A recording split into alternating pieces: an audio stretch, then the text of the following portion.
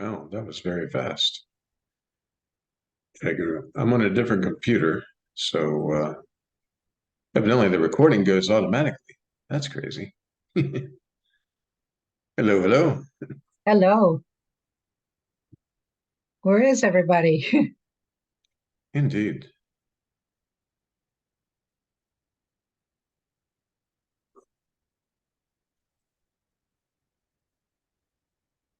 But next week is Thanksgiving week, so we won't be, or at least I won't be coming here until the 28th, probably. Put your no on the calendar.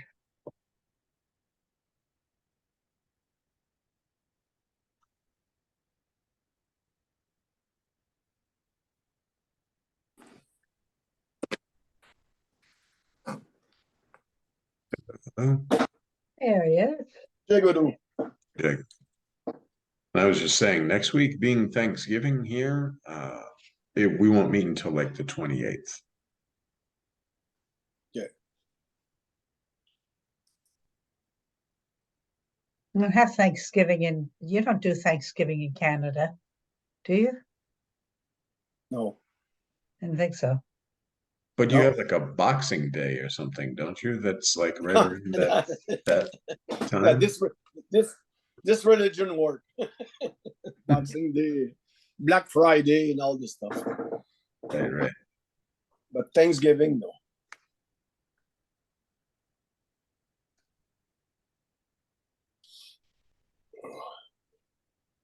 But it give us a chance to rewatch the old one because it's really rare. I catch everything on one.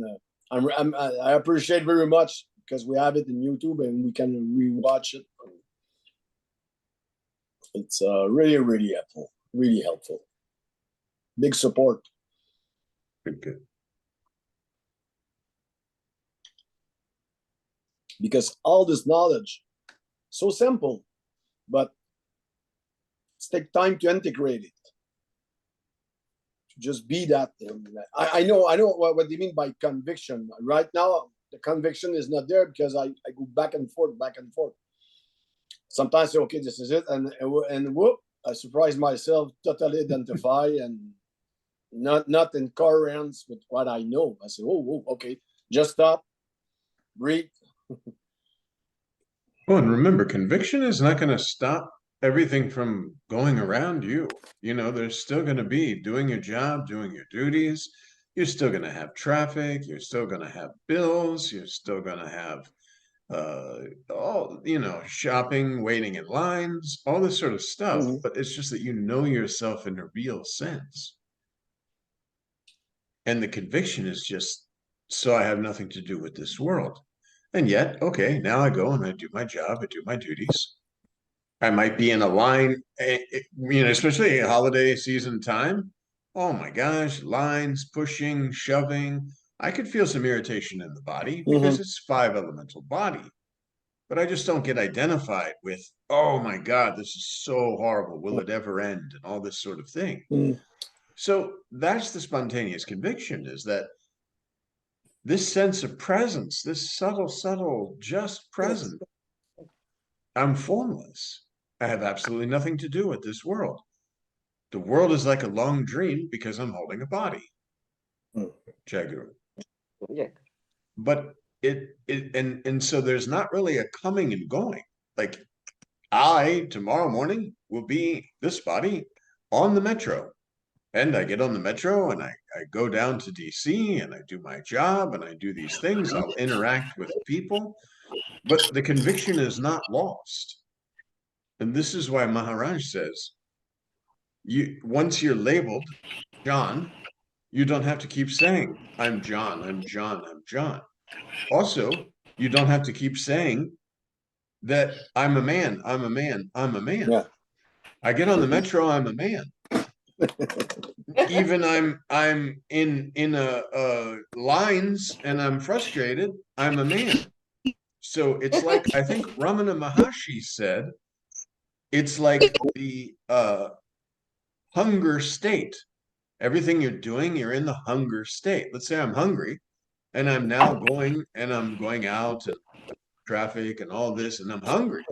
So no matter what I'm doing, that hunger is there. Yeah. Well, when you know yourself in a real sense, which only takes one moment, this spontaneous conviction, meditation is done. There is a sense of presence that is felt. I'm going to identify with the sense of presence as myself rather than this body form, which immediately eliminates everything.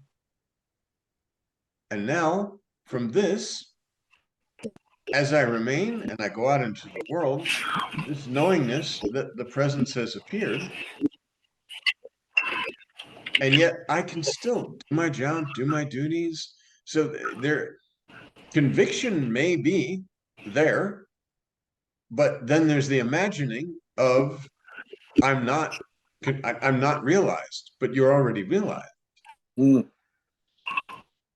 So even if there is, like, again, 5 elemental body, a little bit disturbance in the 5 elements, you're never not yourself. No. Like, you cannot be anything other than yourself, and you identify yourself invisible, anonymous, unidentified identity. So trouble comes, oh, invisible, anonymous, unidentified identity that is using this body form on a stage to perform this activity. And that's it. Keith, I'm going to mute you a little bit here, if you don't mind. Or go ahead and talk, maybe. Yeah, my computer's having issues again. Yeah. Okay. Yeah, I'm going to just mute you because it's a little gurgling. And Yeah, I'm trying to get a new one this week. all right. Sorry about that. Well, there, now it's not so bad. Well, maybe. Sure. It kind of comes and goes. Right. Feel free to mute me. Well, John, practicing the presence, and that seems pretty normal at this point. And also, there's a quiet mind for the most part. There's not a lot of mind activity, but there's still a person that's practicing the presence or has a quiet mind. And I sense that with you, it's an impersonalization, which I think sometimes I feel, but it still seems like that's Beth practicing the presence or Beth with a quiet mind. Well, when there's a truly quiet mind, there can't be a thought of identification with something. There's no limited identification in a quiet mind. The mind is, there's nothing going on. Like it's umani or whatever you want to call it. There's no mind. There's no, without mind, you can't identify as something. You can't identify as a limited something or as anything at all. Because you need mind in order to identify with the thought. This is my thought that I'm thinking about. Oh, this world that I'm in is so terrible, or this or that, rather than just emptiness. And yeah, there's scenes that appear and disappear. And like we had talked about a long time ago, if you desire to protest or you desire to go and do this, this is okay too. This is not, you could know yourself in a real sense and be like, oh, I don't like what's going on in this part of the world or that part of the world, but you're not identified. It's not impressed on you. And you can quite frankly have empty mind. Like right now, I'm sure everywhere we go, people are talking about all the things that are going on in the world. And I can speak about some of these things. I don't really follow the news, so I'm not like a big news guy, but I can sit, I can listen, all this sort of thing, and participate in conversations. And yet there's no identification of someone that needs to get some point across or anything like this. Because speaking is happening. The wrong idea is that the speaking happens when the thoughts are there and you're trying to think about what to say, but the speaking is just happening spontaneously.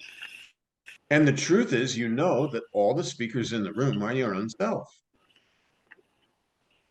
Yeah. That's why a lot of times it's very nice if you have a group of people and they're talking, you can sort of pay attention to the space or the sense of presence in which everyone, including the body that you're identified with, the body that you've labeled yourself, is in. You know, oh, this is, and it's a kind of a nice experience in the beginning when you try to do this. You're seeing that everybody in the room is within that presence. Like you would say, the air in the room. That's why they talk about the vital breath. I breathe in, I breathe out. When I breathe in, I say, oh, it's my air. When I breathe out, oh, it's the universal air. And if we're in the same room, then you're breathing in and saying it's your air, and breathing out and it's universal air. But air has no such distinction. It's the space in the room, the presence in which all of these body forms are communicating, and you know my presence is in every being. Mm-hmm. There is no separation. Yeah, I get that. And as long as you know yourself in real sense, then this thought flow won't be identified with, if it's even there at all. Mm-hmm. Because after a while, if you're not paying attention to the thoughts, then whether they're there or not, you really don't know.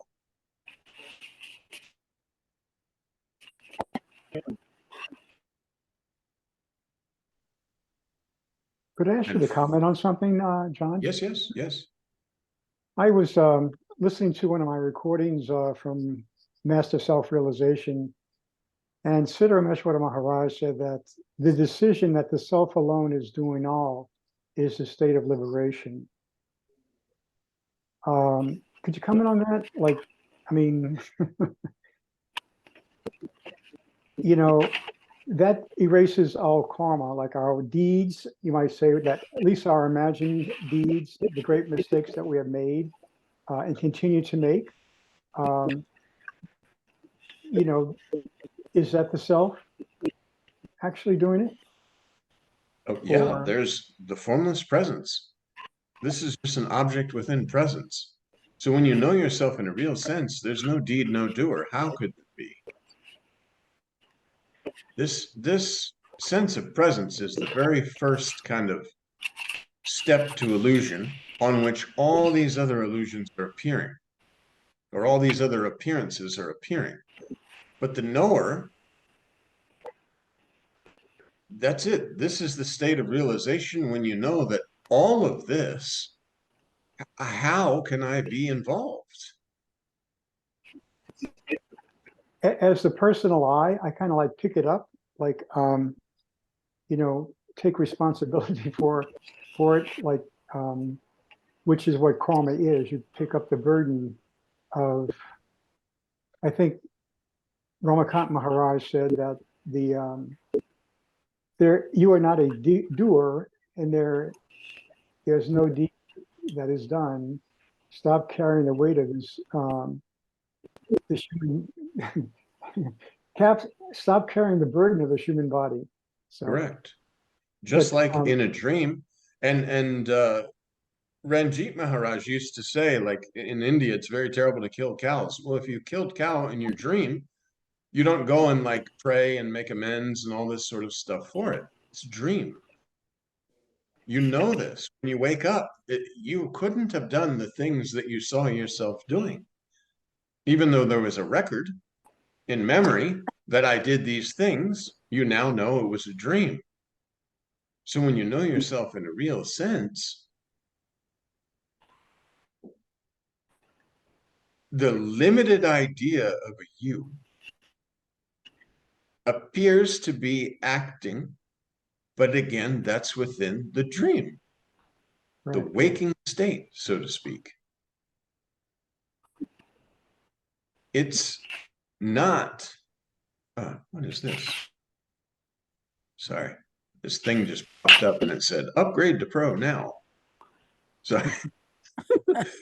But you, in a dream, it appears very much. And that's why Maharaj says the dream, it appears spontaneously. And yet there's a dreamer that's dreaming. And if there's video shooting of the dream, because you remember the dream. When you wake up, you say, oh, I had a very good dream or I had a very bad dream. Immediately the world is populated within your dream world. You know you're sleeping. This dream world absolutely has come from the formlessness, because dream consciousness, whatever you want to call it, has created this world, populated. There are beings moving and talking and speaking and doing things. When you wake up, you know, oh, it was just a dream. When you know yourself in a real sense, then this waking consciousness and this dream consciousness are both the same. They're formlessly appearing, and all these forms are appearing within that formlessness that you are. And you've identified with a little dream character, whether it be waking dream or evening dream or dreaming dream, whatever you would call it, as yourself.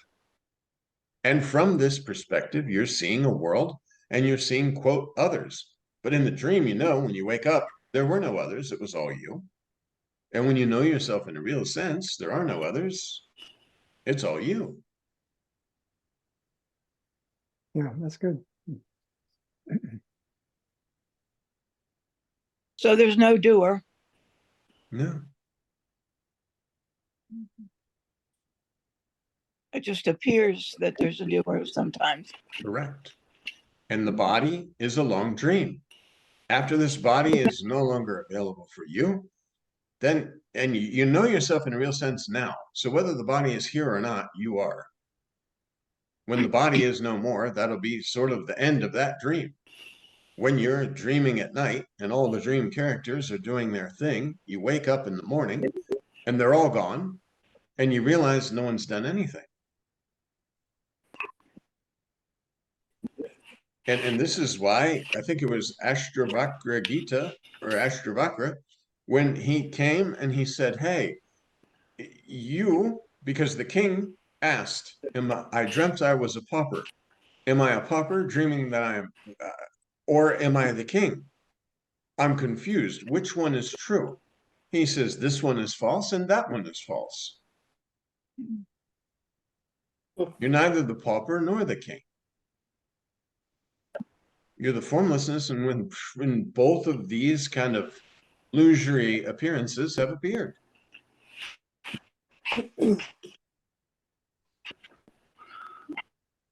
John, Yes. when I clearly get that nobody is the doer, the consciousness is playing all the roles.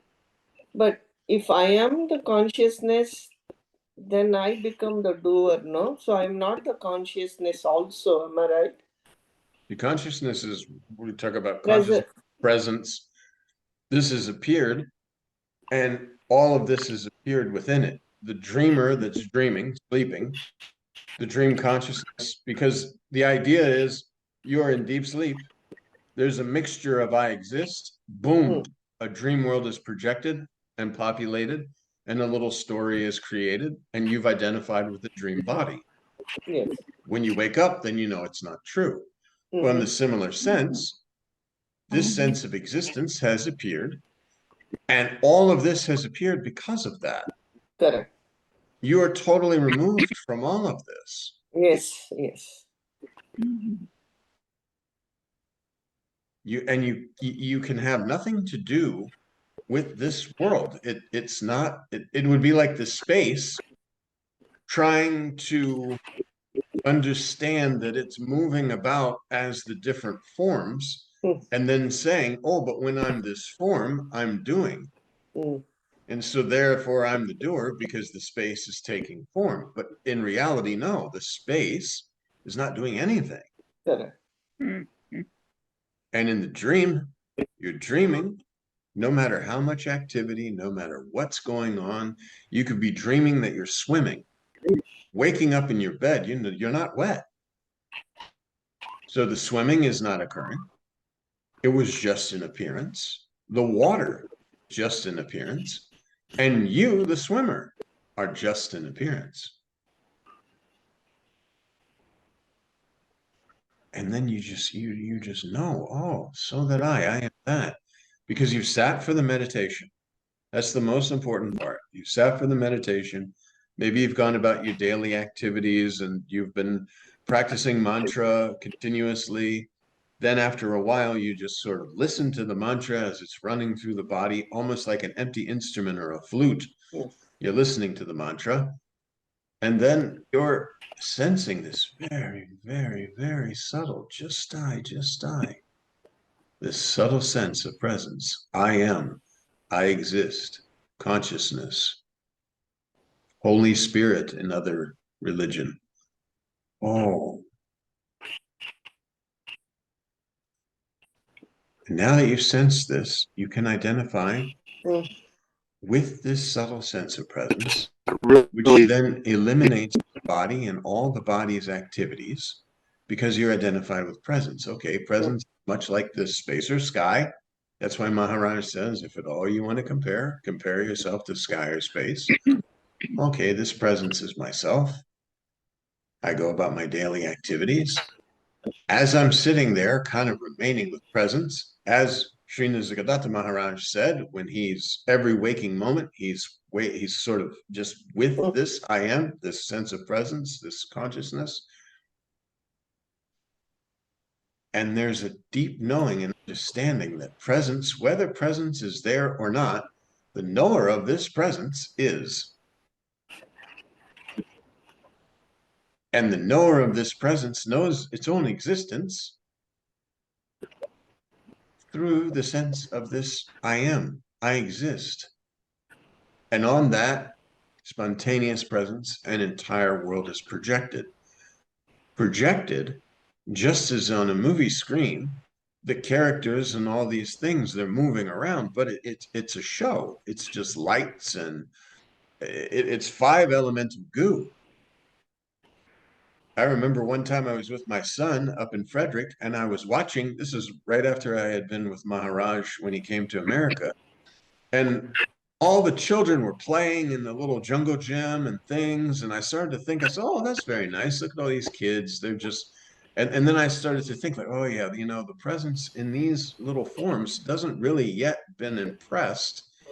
And then it kind of clicked of mom and dad are 2 lumps of goo that got together and created another lump of goo. And that's the lump of goo that's been fed and watered and it's running around. But mom and dad are presents, the little kids are presents, all the little children playing are presents within this body form that have attached by way of the concept I exist as this little body form, enjoying this, whatever it is. But it's just like 2 pigs get together, 2 lumps of goo, they label pig and create little pig. 2 people, human beings, get together, lumps of goo, create another little lump of goo and call it baby, and then label this baby and say, this baby, your name is this. Baby starts to do good things and not so good things and starts to take on the concept of doership and ego. But it's still present.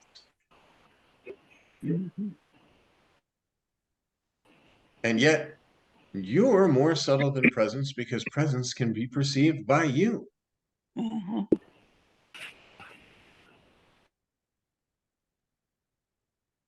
And while you're holding this body, you can dip your cup into the nectar of immortality, that sense of presence, that just I. Identify with this as yourself, eliminates world. The longer you remain with the sense of presence, it eliminates the sense of presence. And yet you are. That's why Maharaj said,